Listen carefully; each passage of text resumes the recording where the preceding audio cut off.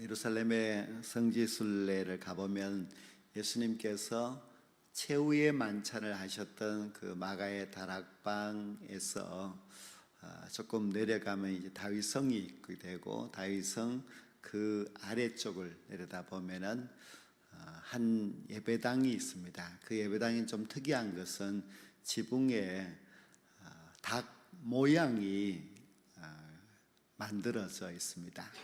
그래서 저 닭 모양을 가만히 보면 이제 베드로를 생각할 수가 있습니다. 즉 베드로가 닭이 두 번 울기 전에 예수님께서 네가 나를 3번 부인하리라 그렇게 말씀하셨는데, 정말 예수님의 말씀 그대로 예수님을 베드로가 3번 부인하였지요.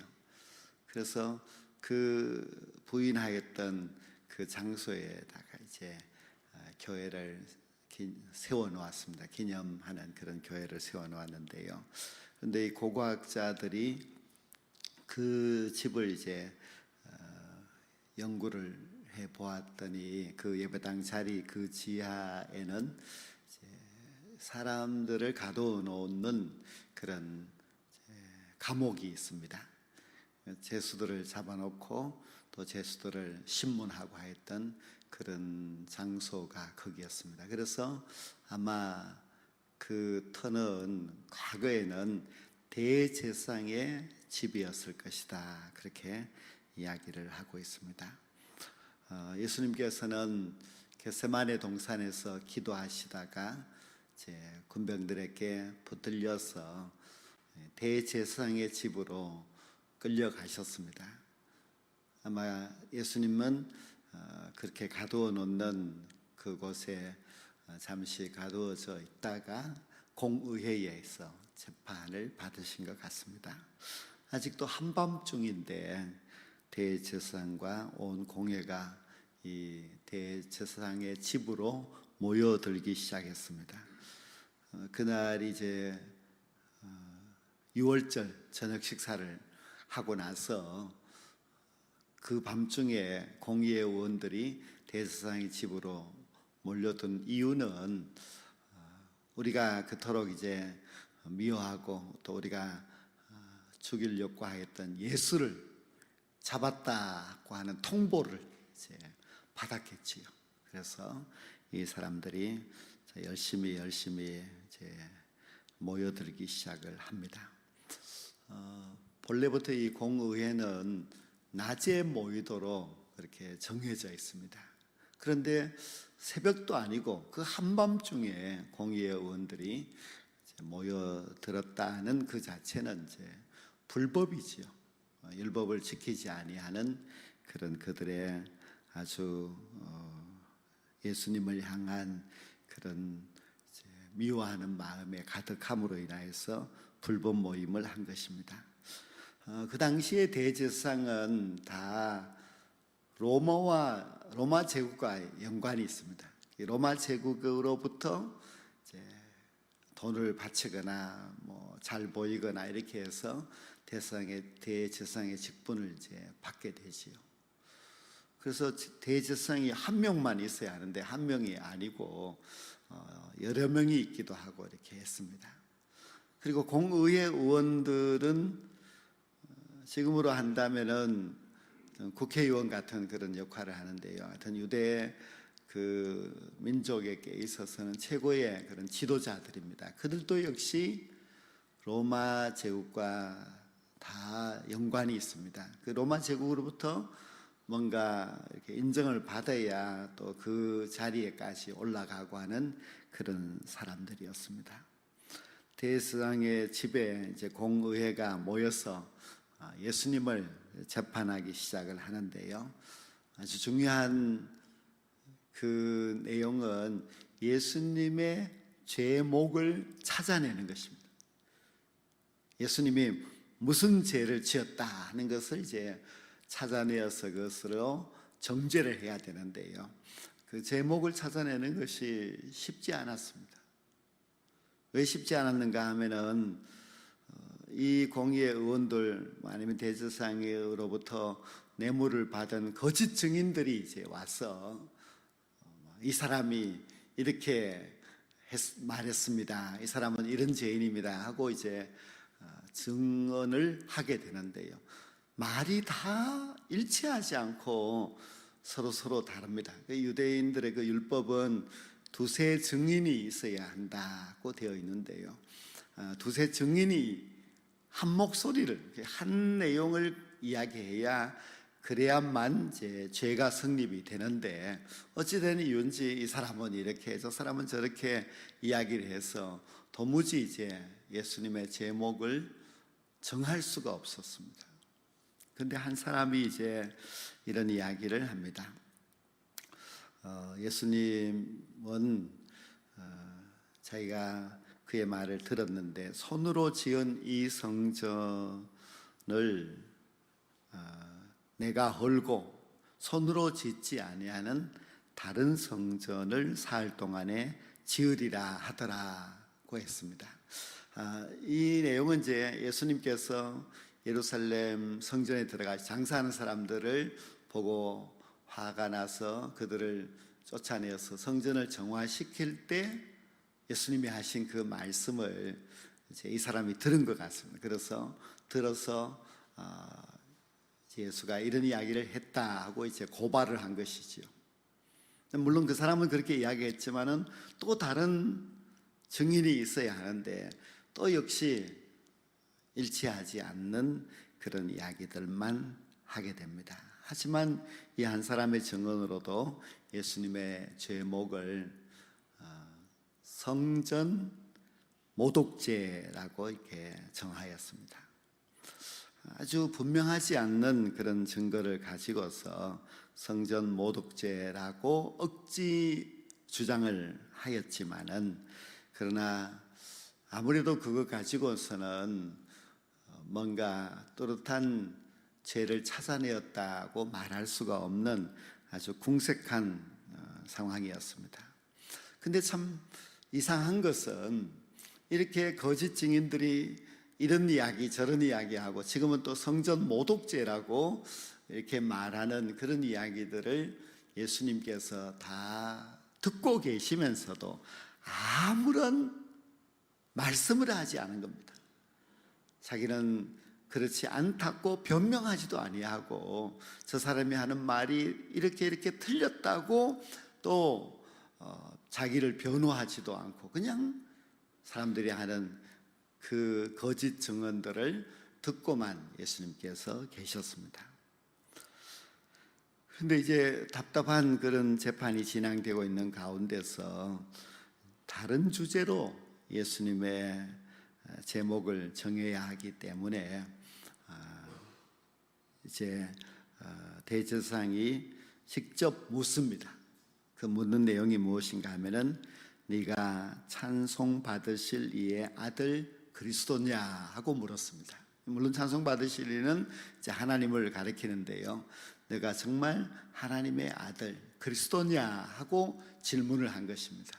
그런데 그동안 도무지 입을 열지 않고 계시던 예수님께서 그 질문에 입을 열어 대답을 하십니다. 그 대답의 내용이 뭔가 하면 내가 그니라, 그 대제사장이 물었던 찬송받으실 분의 아들 그리스도냐 맞다 하는 그런 대답을 예수님께서 하신 것입니다.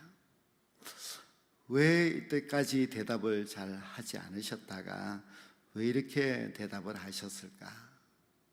억울한 그 고발에도 침묵하셨던 예수님께서 이 질문에 대해서는 내가 그니라 하고 분명하게 대답을 하셨습니다. 근데 지금까지 보면은 예수님께서는 자기 자신이 그리스도이신 것을 제자들에게 말하지 못하도록, 드러내지 못하도록 하셨습니다. 그런데 예수님께서 배다니 한 집에서 한 여인이 예수님의 발에 향유를 부었던 그 일이 있고 나서부터 이제는 예수님께서 자신이 그리스도이신 것을 밝히 드러내기 시작을 하셨습니다. 지금 여기 있어도 재판을 받는 과정에서도 자신이 그리스도이신 것을 드러내는 것을 볼 수가 있습니다. 예수님은 이렇게 말씀을 하십니다. 인자가 권능자의 우편에 앉은 것과 하늘 구름을 타고 오는 것을 너희가 보리라고 하셨습니다. 이 대제사장이 이 말을 들었을 때는 얼마나 그가 기가 막히다 이렇게 생각을 했는지 막 자기 옷을 찢을 정도였습니다. 그런데 이 말씀의 내용은 지금은 내가 대제사장의 신문을 받고 이렇게 재판을 받고 있는 중에 있지만 먼 훗날 예수님께서 심판주로 오시게 되면은 그때는 너희들이 나의 심판을 받게 될 것이라는 그런 말씀입니다. 인자가 권능자의 우편에 앉은 것은 이라고 하는 것은 이제 시편 110편 1절에 말씀인데요. 이 시편 110편 1절 말씀의 그 내용은 메시아에 대한 예언의 말씀입니다. 또 그 다음에 하신 하늘 구름을 타고 오시는 것이라는 말씀은 다니엘서 7장 13, 14절에 나오는 말씀입니다. 시편 말씀, 다니엘서 말씀은 모두가 장차 오실 메시아에 대한 예언의 말씀입니다. 예수님은 구약의 메시아에 대한 예언의 말씀을 인용하시면서 이제 당당하게 자신이 메시아이심을 드러내셨습니다. 예수님이 이제 자신은 십자가의 길로 가셔야만 하고 십자가에 달려 죽으셔야만 했기 때문에 이제 뭐 더 이상 숨기고 할 것도 없고 그 길을 당당하게 가시기 위해서 자기 자신을 당당하게 그 대적자들 원수들에게 드러내셨습니다. 예수님의 삶은 철저히 성경을 이루는 삶이었습니다. 잡히실 때도 성경을 이루셨고 신문을 당하실 때 침묵하신 것도 성경의 예언을 이루심입니다. 예수님은 철저히 구약 예언의 말씀을 이루시는 그런 삶을 끝까지 사셨습니다. 예수님이 찬송받으실 이의 아들이다 하자 대제사장은 더 이상 무슨 증거를 찾겠느냐 하면서 옷을 찢었습니다. 그리고 그들이 내린 예수님의 제목은 신성모독죄입니다.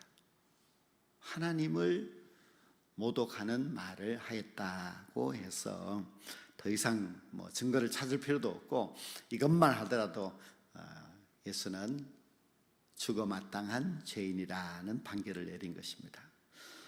근데 누가복음에 보면은 아직 산헤드린 공의회원들이 다 모인 것도 아닙니다. 그런데 뭐 재판이 이렇게 급속도로 진행이 되어졌습니다. 그리고 결론이 벌써 내려졌습니다. 그리고 마가복음의 이 말씀 65절에 보면은 이제 어떤 사람이 막 침을 뱉어버리고 또 주먹으로 치기도 하고 심지어 하인들이 손바닥으로 예수님을 때리고 이렇게 하였습니다. 이것은 아주 제2의 언도를 받은 죄수들을 향하여서 할 수 있는 그런 행동이었는데요. 이 모든 것이 다 불법이고 잘못된 재판이요 잘못된 그런 판결을 내린 사실입니다. 유대인들이 가진 미슈나라고 하는 그 법에 의하면은 이것이 미슈나가 이제 성경의 그 내용을 더 아주 좀 상세하게 법으로 만들어 놓은 것입니다. 근데 그 미슈나의 법에 의하면은 이 사형에 해당되는 중죄인의 판결은 반드시 낮에 하도록 되어 있습니다. 밤에는 이런 재판을 해서는 불법이다 하는 것을 분명히 명시하고 있습니다.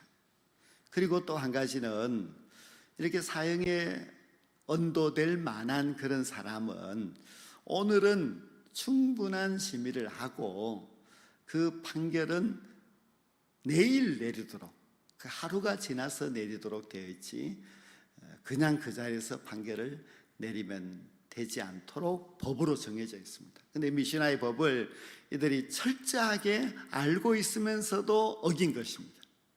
한밤중에 재판을 하였고, 재판하고 나서 곧바로 사형 언도를 내리는 것을 볼 때에 너무나 불법적인 그런 재판을 하였습니다. 그들은 모든 것을 어기고 재판을 하였고, 왜 이렇게 조급하게 하였을까? 왜 이렇게 막 불법을 저질러 가면서 하였을까? 그 이유는 그들이 예수님을 너무너무 미워하고 있었다는 것을 잘 알 수가 있고, 또 그들은 지금이 예수님을 죽일 수 있는 절호의 기회이기 때문에 이 기회를 우리가 절대로 놓쳐서는 안 된다고 하는 그런 아주 급박한 마음을 가지고 있었기 때문입니다. 그렇기 때문에 유대 종교 지도자들은 이미 죽이기로 작정을 하고 그 재판을 하였으니 어떤 조건 하에서도 무조건 예수님은 사형 판결을 내려야 된다는 그런 마음으로 엉터리 그런 재판을 하고 엉터리 판결을 내렸습니다. 이 유대 지도자인 대제사장 그리고 또 공의회 의원들, 그들을 가만히 생각해 보면은 그들은 다 자기를 사랑하는 사람들입니다. 자기 중심적인 그런 사람들입니다. 예수님이 인기가 있는 것이 배 아파 살지를 못합니다. 예수님의 말씀이 옳아서 그 말씀을 들으면 자기들이 양심에 찔렸지만 그러나 그것을 받아들이지를 못합니다. 온전히 자기만을 위해서 자기들이 옳다고 생각하는 그런 사람이었습니다. 예수님을 팔았던 가룟 유다도 마찬가지입니다. 가룟 유다는 자기 생각이 옳습니다. 그 자기 뜻대로 예수님이 움직여주지 않으니 예수님을 팔았습니다. 그래서 예수님이 자기의 뜻대로 움직여주기를 바라는 것, 이것은 얼마나 큰 잘못인지 모릅니다. 오늘 이 말씀에도 잠깐 나오는 베드로를 보십시오. 베드로도 예수님이 잡혀갈 때 따라가기는 따라갔습니다. 대제사장의 집에 예수님이 재판 받는 것을 지켜보고 있었습니다. 사람들이 너도 예수님의 제자지 하고 물었을 때에 3번이나 아니라고, 저주까지 하면서 아니라고 그렇게 했습니다. 그것은 베드로가 자기를 지키기 위해서입니다. 자기가 죽으면 안 된다고 다른 모든 제자들도 그렇게 생각하고 예수님이 잡히실 때 버리고 뿔뿔이 도망쳐 버리고 말았습니다. 분명히 예수님은 누구든지 나를 따라오거든 자기를 부인하고 자기 십자가를 지고 나를 쫓을 것이라고 말씀을 해주셨는데도 그 어느 누구도 자기를 부인하지 않습니다. 모두가 자기 십자가를 지고 주님을 따라가고자 하지 않습니다. 오직 예수님 그분만이 자기 십자가를 지고 지금 골고다 언덕을 향해서 가고 있습니다.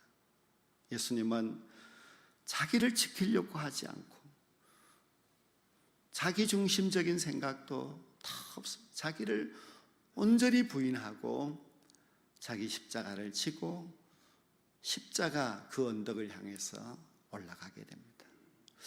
예수님은 오직 죽기 위해서 변명도 하지 않으시고 십자가를 지시기 위하여서 그렇게 철저히 자기 자신을 버리고 그 길을 가셨는데, 주님을 믿는다고 하는 우리들은 모든 제자들과 똑같이 우리 자신을 버리지를 못합니다. 우리 자신을 부인하지 못하고 우리 자신을 지키려고 하고 나의 생명도 나의 명예도 나의 모든 것을 끝까지 지키기 위하여서 그렇게 살아가고 있습니다. 고난주간이 되어서 정말 예수님의 그 고통의 십자가가 우리 앞에 있고 모든 주님의 고난의 말씀을 우리가 듣고 들으면서도 우리는 여전히 내 자신만 지키려고 더 자야하고 또 더 즐거워야 하고 나의 삶이 더 중요하기에 주님을 위해서 바칠 시간이 없고, 그리고 내가 더 귀중하기 때문에 주님을 위하여서 헌신하지 못하는 우리의 모습을 발견할 수가 있습니다. 자신만을 위해서 사는 사람은 주님을 따라갈 수가 없습니다. 자기를 희생하고 주님을 위해서 사는 삶, 그것이 바로 주님을 따라가는 주님의 제자의 삶입니다. 이제 고난주간도 며칠 남지 않았습니다. 제가 비대 강요식 분자들 하루만 나와서 안 되고 좀 일주일, 일생에 한 번 임직받는 것인데 그 한 번 임직받는 임직식을 앞두고 좀 한 주간은 헌신하자는 말씀을 이제 드렸는데요. 그것마저도 힘드신 것 같아요. 근데 우리 역시 똑같이 그렇습니다. 정말 주님을 위하여서 나를 버릴 수 있고 주님을 위하여서 온전히 헌신할 수 있는, 예수님을 조금이라도 닮아갈 수 있는 우리들이 될 때에 이 고난주간이 우리에게 참 의미가 있고 또 주님이 주실 그 은혜가 분명히 풍성하다고 그렇게 믿습니다. 자기를 부인하고 자기 십자가를 지고 끝까지 주님을 따라갈 수 있는 주님의 사람들이 다 될 수 있기를 간절히 원합니다.